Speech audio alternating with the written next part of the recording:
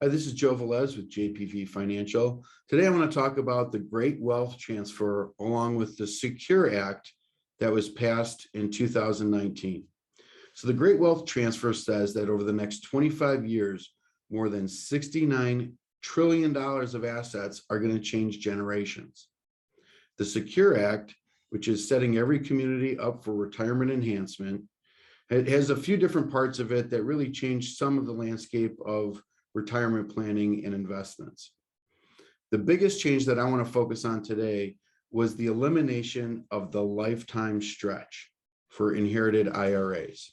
So before, if I inherited an IRA from my mom or my dad or my grandparents or whatever that was, I would be able to stretch that out over my lifetime and only have to take out a minimum amount each year. That usually didn't have a big impact on our overall income taxes because it allowed the rest of the balance to continue to grow tax deferred. With that being eliminated, they've now said that you have 10 years to close out these inherited IRAs.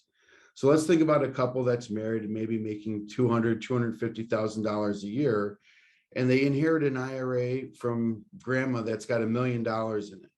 Well, they're in the prime earning years of their life, and inheriting that IRA now potentially puts them in a higher tax bracket, depending on the schedule of how they unwind that IRA.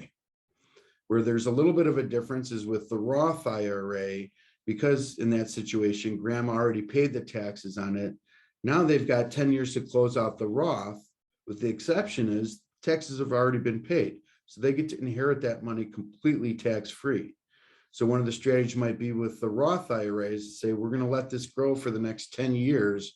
And just before that 10th year, we're going to close it out. And so that all that growth that we've had over the last 10 years from that Roth is now tax-free.